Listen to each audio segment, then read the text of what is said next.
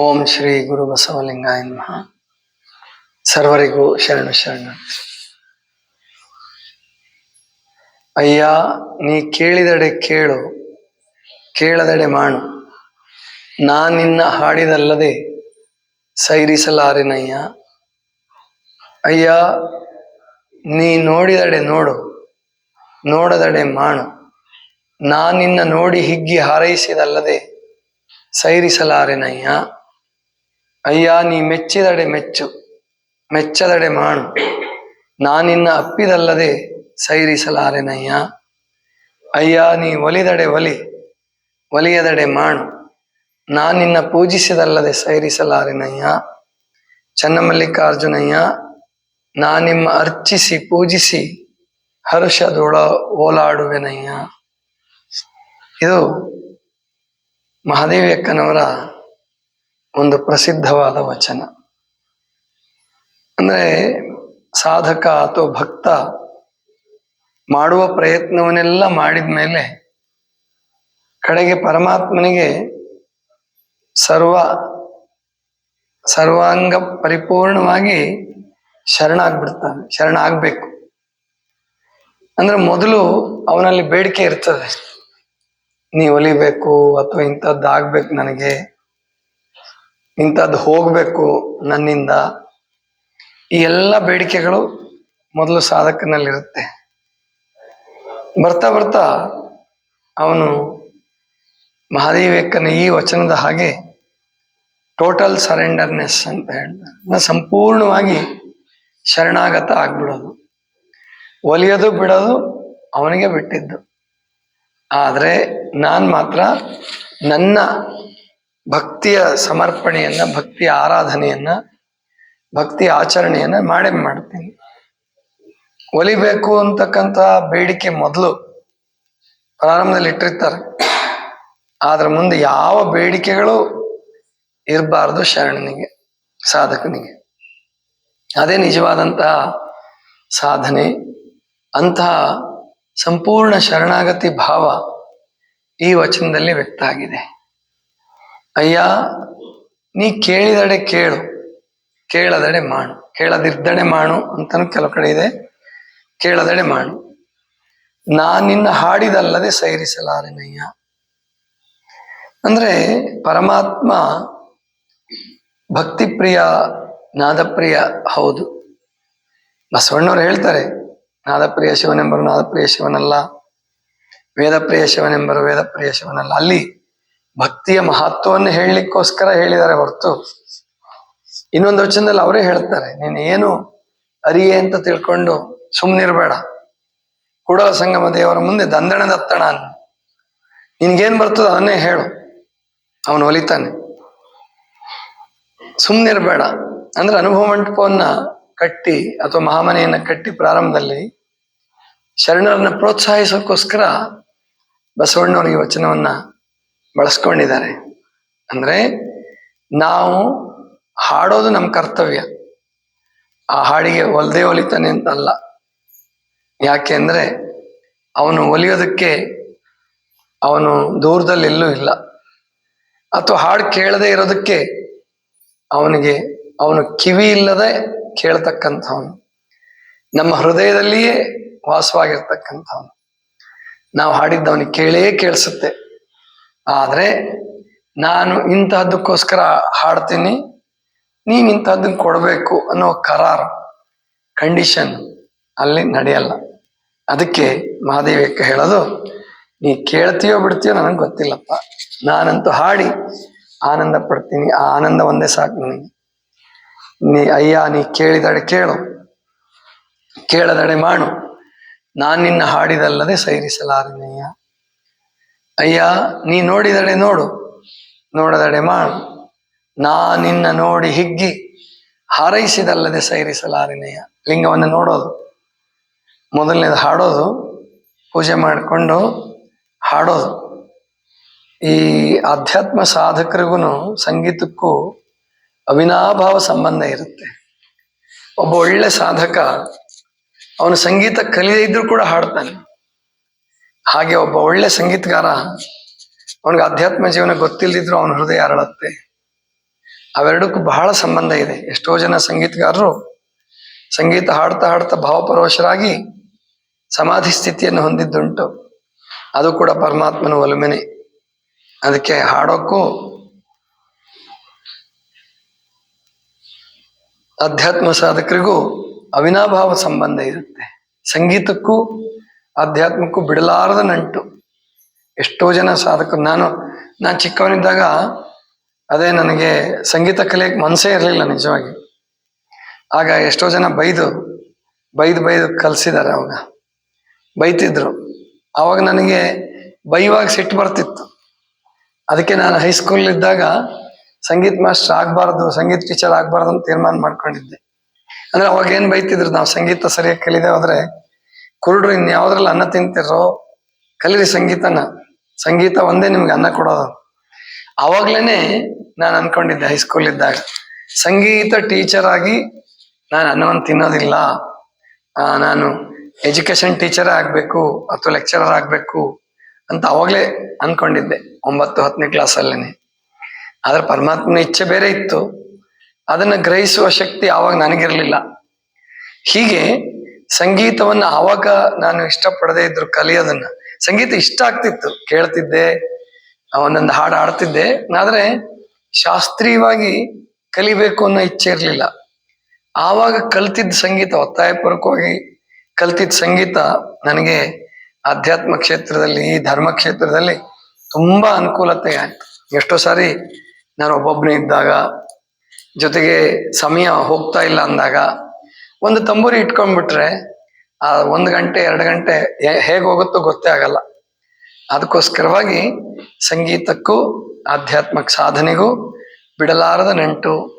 ಅದಕ್ಕೆ ನೀವು ಹೇಗಾದ್ರೂ ಆಡಿ. ಅದಕ್ಕೆ ನಾವಿಲ್ಲಿ ಸಂಜೆ ಕಾರ್ಯಕ್ರಮದಲ್ಲಿ, ಪ್ರಾರ್ಥನಾ ಸಭೆಯಲ್ಲಿ ಪ್ರತಿಯೊಬ್ಬರಿಗೂ ಅವಕಾಶ ಮಾಡಿಕೊಡ್ತೀವಿ. ಉಪವಾಸಕ್ಕೆ ಯಾರೇ ಬರಲಿ, ಅವ್ರು ಕ್ರಿಶ್ಚಿಯನ್ರು ಬಂದ್ರೆ ಅವ್ರ ಹಾಡು ಹಾಡ್ಬೋದು, ಒಬ್ಬ ದೇವಿ ಆರಾಧಕ ಬಂದ್ರೆ ಅವ್ರ ಹಾಡು ಹಾಡ್ಬೋದು. ಯಾಕಂದ್ರೆ ಅವರಿಲ್ಲಿ ಕೇವಲ ಆರೋಗ್ಯ ಸಾಧನೆಗಾಗಿ ಬಂದಿರ್ತಾರೆ. ಆದ್ರೆ ಹಾಡ್ದಾಗ ಅವ್ರಿಗೆ ಮನಸ್ಸು ಅರಳುತ್ತೆ, ಹೃದಯ ಅರಳುತ್ತೆ. ಅದಕ್ಕೆ ಹಾಡಿ ಅಂತ ತಿಳ್ಕೊಂಡು ಎಲ್ರಿಗೂ ಪ್ರೋತ್ಸಾಹ ಕೊಡ್ತೀವಿ. ಹೀಗೆ ಅಂದ್ರೆ ಈ ಸಂಗೀತ ಅನ್ನುವಂಥದ್ದು ಎಲ್ಲರನ್ನೂ ಪ್ರಭಾವಿಸುತ್ತೆ. ಪಾಶ್ಚಿಮಾತ್ಯರು ಕೂಡ ಎಷ್ಟೋ ಜನ ಭಕ್ತಿ ಸಂಗೀತವನ್ನ ಹಾಡಿ ಸಂತೋಷ ಪಟ್ಟಿದ್ದಾರೆ. ಅವ್ರದ್ದು ನಮಗೆ ನೋಡಕ್ಕೆ ಒಂಥರ ಹೊರಟೋಟ ಕಾಣಿಸ್ತದೆ. ಪಾಪ್ ಮ್ಯೂಸಿಕ್ ಅಂದ ಕೂಡಲೇ ಕೇವಲ ಡಿಸ್ಕೋ ಡ್ಯಾನ್ಸ್ಗೆ ಅಷ್ಟೇ ಬಳಸ್ತಾರೆ, ಹಂಗೇನಿಲ್ಲ. ಅಲ್ಲಿಯೂ ಕೂಡ ಭಕ್ತಿ ರಸ ಪ್ರಧಾನವಾದ 1-2 ರಾಗಗಳಿರ್ಬೋದು ಅಂತ ಅನ್ಕೊಳ್ತೀನಿ. ನನಗದು ಆ ಪಾಪ್ ಮ್ಯೂಸಿಕ್ ನನಗೆ ಅಥವಾ ವೆಸ್ಟರ್ನ್ ಮ್ಯೂಸಿಕ್ ನನಗೆ ಪರಿಚಯ ಇಲ್ಲ, ನನಗೆ ಅದ್ರ ಬಗ್ಗೆ ಗೊತ್ತಿಲ್ಲ. ಆದ್ರೆ ಅವರ ಹೃದಯವೂ ಕೂಡ ಎಷ್ಟೋ ಜನರದ್ದು ಪ್ರಕೃತಿಗೆ ಅರಳಿದೆ. ಸಾವಿರಾರು ಜನರು ಅಲ್ಲಿ ಸೈಂಟ್ಸ್ ಆಗಿದ್ದಾರೆ, ಆ ಮರವನ್ನು ನೋಡಿ ಸಾಕ್ಷಾತ್ಕಾರ ಜೀವಿಗಳಾಗಿದ್ದಾರೆ. ಈ ತರ ಅದು ನಿರಂತರವಾಗಿ ಎಲ್ಲಾ ಕಡೆಗೂ ಪರಮಾತ್ಮನ ಆ ಅನುಗ್ರಹ ಇರುತ್ತೆ. ಸಾರೆ ಚೆಲ್ಲದ ಮುಕುತಿ, ಅದು ಇಡೀ ಮೇದಿನಿಯಲ್ಲೆಲ್ಲ ವ್ಯಾಪಿಸಿದೆ. ಅದು ಬರೀ ಭಾರತಕ್ಕೆ ಸೀಮಿತ ಅಲ್ಲ. ಆ ಸೂಫಿ ಸಂತರಾಗ್ಲಿ ಅಥವಾ ಕ್ರಿಶ್ಚಿಯನ್ ಸಾಧುಗಳು, ಅಂದ್ರೆ ಅಲ್ಲೂ ಸಂತರು ಇದ್ದಾರೆ. ಅವರೆಲ್ಲರೂ ಪರಮಾತ್ಮನ ಸಾಕ್ಷಾತ್ಕಾರ ಮಾಡ್ಕೊಂಡಿದ್ದಾರೆ. ಬೇರೆ ರೂಪದಲ್ಲಿ ಇರ್ಬೋದು, ಬೇರೆ ತರದಲ್ಲಿ ಹೇಳ್ಬೋದಷ್ಟೇ. ಆದ್ರೆ ಅದು ಯಾರೊಬ್ಬರ ಯಾವುದೊಂದು ಧರ್ಮದ ಅಥವಾ ಯಾವುದೊಂದು ದೇಶದ ಸ್ವತ್ತಲ್ಲ. ಅದು ಎಲ್ಲರ ಸ್ವತ್ತು, ಎಲ್ಲರ ವಸ್ತು, ಎಲ್ಲರ ಆಶ್ರಯ ತಾಣ, ಎಲ್ಲರ ಪರಮ ವಿಶ್ರಾಮ ತಾಣ. ಅದು ಅಂತಹ ಪರಮಾತ್ಮನನ್ನ ನೀನು ಕೇಳ್ತೀಯೋ ಬಿಡ್ತೀಯೋ ನನಗೆ ಗೊತ್ತಿಲ್ಲ, ಹಾಡೋದ್ರಲ್ಲೇ ನನಗೆ ಸಂತೋಷ. ನೀನು ನೋಡ್ತೀಯೋ ಬಿಡ್ತೀಯೋ ನನಗೆ ಗೊತ್ತಿಲ್ಲ. ನಾನು ಮಾತ್ರ ನಿನ್ನ ನೋಡಿ ಹಿಗ್ಗಿ ಹಾರೈಸ್ತೀನಿ. ನನ್ನ ಲಿಂಗವನ್ನು ನೋಡಿ ಆ ತ್ರಾಟಕ ಯೋಗದಲ್ಲಿ, ಆ ಶಿವಯೋಗದಲ್ಲಿಯೇ ಪರಮಾನಂದವನ್ನು ಅನುಭವಿಸ್ತೀನಿ ಅಂತ ಮಹಾದೇವಕ್ಕ ಹೇಳ್ತಾರೆ. ನಾನು ನಿನ್ನ ನೋಡಿ ಹಿಗ್ಗಿ ಹಾರೈಸಿದಲ್ಲದೆ ಸೈರಿಸಲಾರೆನಯ್ಯ. ಅಯ್ಯ, ನೀ ಮೆಚ್ಚಿದಡೆ ಮೆಚ್ಚು, ಮೆಚ್ಚದಡೆ ಮಾಡು, ನಾನು ನಿನ್ನ ಅಪ್ಪಿದಲ್ಲದೆ ಸೈರಿಸಲಾರೆನಯ್ಯ. ಅಂದ್ರೆ ಇಲ್ಲಿ ಅಪ್ಪುಗೆ ಅದು ಪ್ರೇಮಿಯ ಕೊನೆಯ ಆನಂದದ ಒಂದು ಸ್ಥಿತಿ. ಅಲ್ಲಿ ಮಹಾದೇವಿಯಕ್ಕ ಪರಮಾತ್ಮನನ್ನ ಅಲ್ಲಿ ತನ್ನ ಪ್ರೇಮಿಯನ್ನಾಗಿ ಭಾವಿಸಿಕೊಂಡು, ನಾನು ನಿನ್ನ ಅಪ್ಪಿದಲ್ಲದೆ ಸೈರಿಸಲಾರೆನು. ಹಾಗಾದ್ರೆ ಇಷ್ಟಲಿಂಗವನ್ನು ಅಪ್ಲಿಕ್ ಬರ್ತದ? ಅದು ಭಾವನಾತ್ಮಕವಾಗಿ ಅಂದ್ರೆ ಪ್ರಾಣಲಿಂಗವಾಗಿ ಅಪ್ಪಬಹುದು, ಸರ್ವಾಂಗದಲ್ಲಿಯೂ ಅಪ್ಪೋದು. ಅಂತರಂಗದಲ್ಲಿ ಅಪ್ಪಿಕೊಂಡಾಗ ಅದು ಸರ್ವಾಂಗ ಪರಿಪೂರ್ಣ.